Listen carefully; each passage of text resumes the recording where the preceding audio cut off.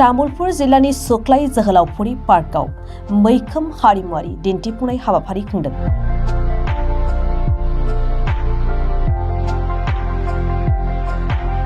दिनै Valentine day आरो बिमा सरस्वतीनि गोथार फोरबोजों लोब्बा लाखिनानै तामुलपुर जिल्लानि सिङाव थानाय सुक्लाय सेरफांनि सिङाव थानाय जोहोलावफुरि पार्कआव मैखोम हारिमुआरि दिन्थिफुंनाय हाबाफारि खुंनाय जायो।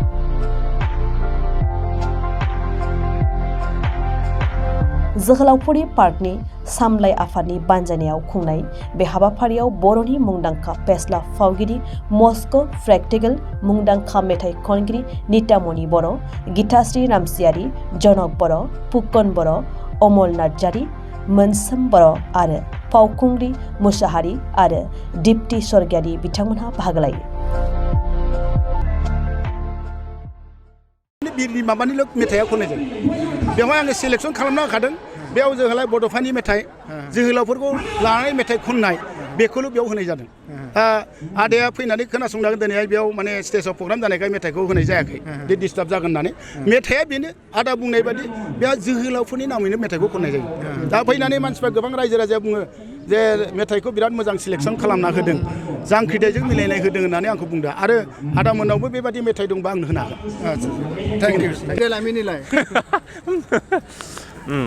मा बुंगोन दिनै सेंग्रा सिख्लाफोरनि भेलेन्टाइन डे हाबाफारियाव बिथांमोननि थाखाय दिनैनि बे भेलेन्टाइन डे 14 फेब्रुवारि जोंनि सेंग्रा सिख्लाफोर जायफ्रानाखि हाबा जायाखै बिसोरनि थाखाय बिराद मोनसे आसरित मोनसे प्लेजेन्ट माने आलदा गोजोननाय आरोखि।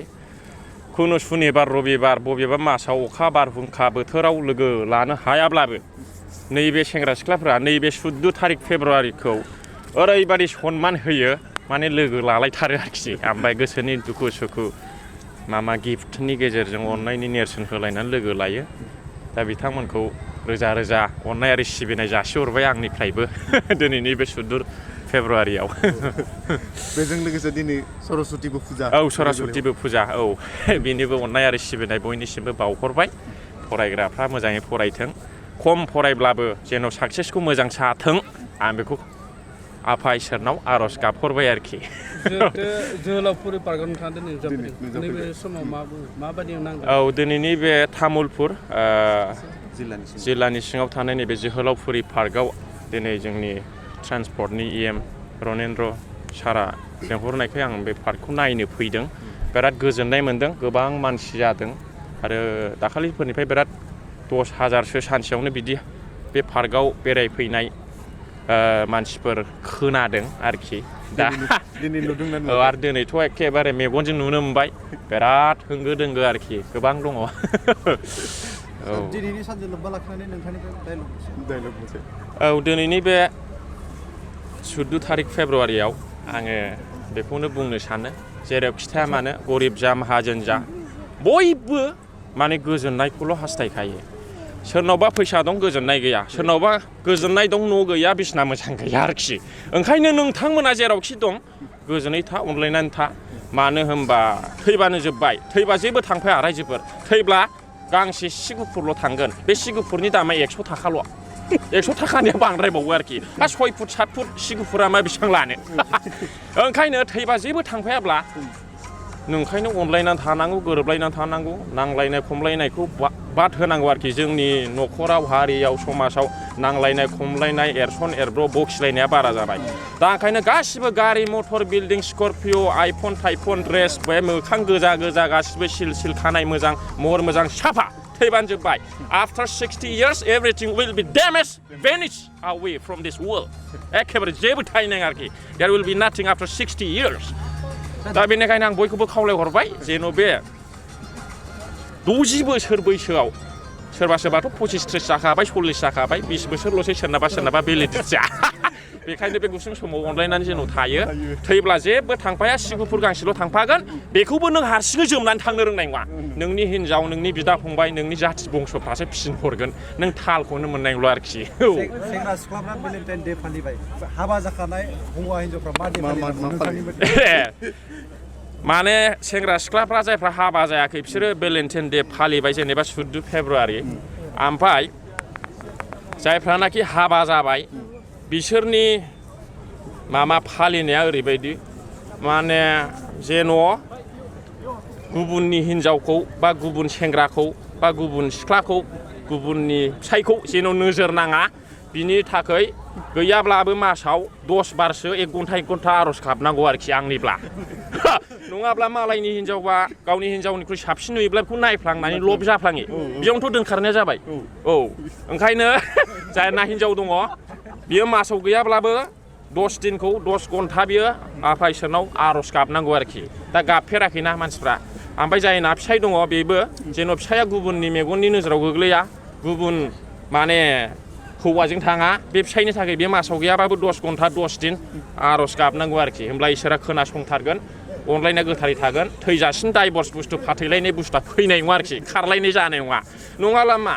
बे लुबैनाय गोसोआ लुबैबाय थाखायो दा बेखौ जोङो दबथायनानैसो दोननांगौ जाय मानसिया गावनि गोसोखौ हमथानो हाया बे गावनि मोदोमखौ हमथानो हाया जाय मानसिया गावनि गोसोखौ बुजायनो हाया बे गावनि आखाइ आथिंखौ बुजायनो हाया बेनिखायनो आसा औ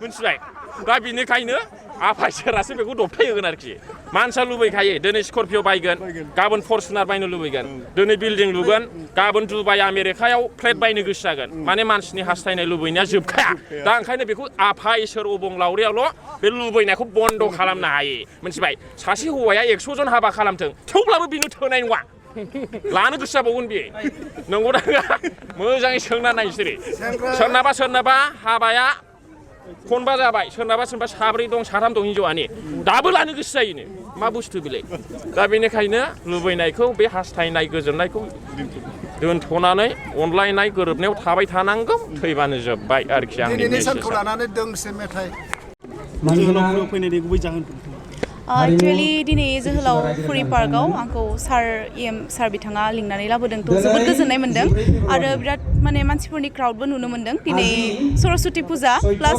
भेलेन्टाइन्स डे नामा थ' गासैनिसिमबो सरस्वती फुजानि गोजोन हामलायनाय बावहरग्रोबाय आरो भेलेन्टाइन्स डेनि दिनै माने सेंग्रा सिख्लाफोरनि थाखाय बिराद माने स्पेसियेल डे थ' बिथांमोना दिनै माने टाइम स्पेन्ड खालामनो थाखाय बा दिनैनि बे सरस्वती फुजा बा भेलेन्टाइन्स डेखौ माने स्पेसियेल खालामनो थाखाय माने जोहोलावफुरि पार्कआव फैदों आरो लोगोसे दिनै माने गोबां आर्टिस्टफोरबो फैनो हादों क'क्राझारनिफ्राय चिरांनिफ्राय थ' बिथांमोनखौबो दिनै लोगो मोन्दों जोबोद मोजां मोन्दों आरो दिनै माने फिसाहै सारा माने कालचार प्रग्राम फाथिदों बेवहाय जोंखौ माने मेथाइ खननो थाखाय बरायदों आरो लोगोसे दिनै बे जोहोलावफुरि पार्कआ माने जोंनि बर'फोरनि गेजेराव जोंनि बिटिआरआव बा आसामावनो बिराद माने फेमास जागासिनो माने मिथिंगायारि नुथायनि थाखाय प्लास बिराद मोजां बिबार दङ नोंथांमोना बयबो माने नुखादों जानो हागौ फेसबुकफोराव थ' दिनै नुनानै गावनि मेगनजों नुनानै जोबोद मोजां मोनबाय आरो लोगोसे दिनै माने पारफर्म खालामनो थाखाय आं एक्साइटेड जानानै दं आरो जिहेतु नोंथाङा सासे देंखोगिरि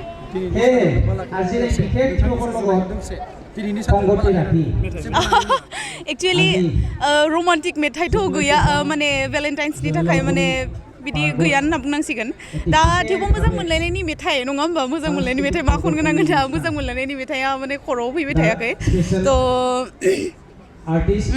एसे साननांगौ जानानै फैबाय माने दा खनथ'ला नामा स्टेजाव खनखानोसै नामा डाइरेक्ट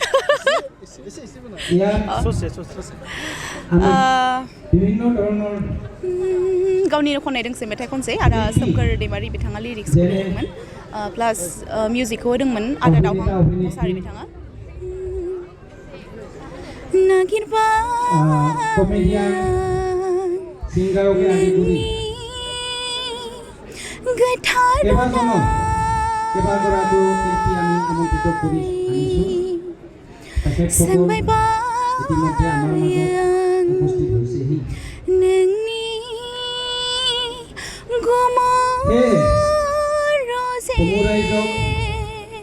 আজিৰ যি फोरमायनो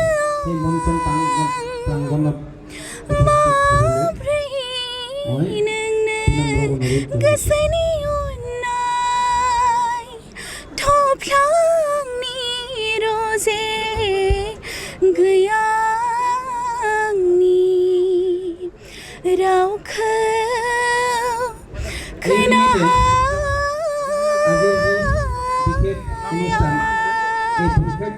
Thank you.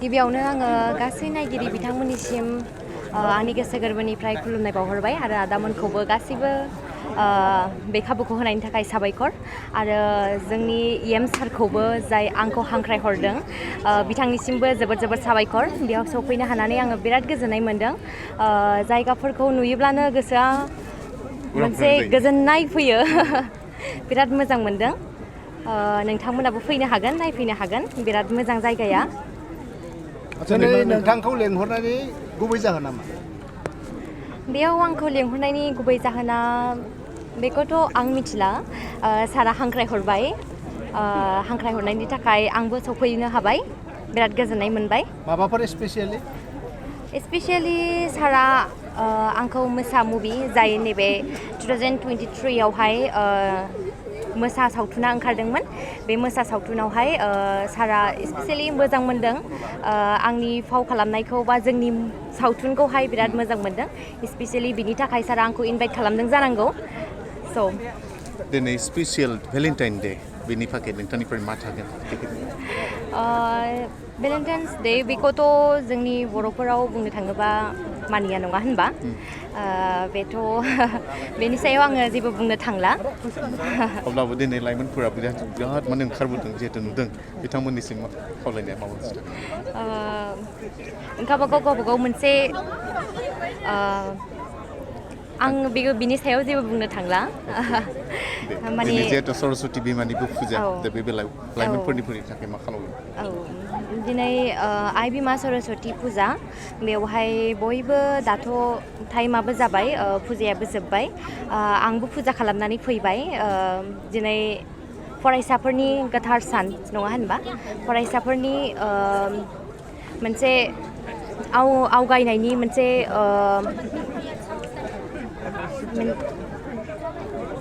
एसे थाबथानो नागिरबाय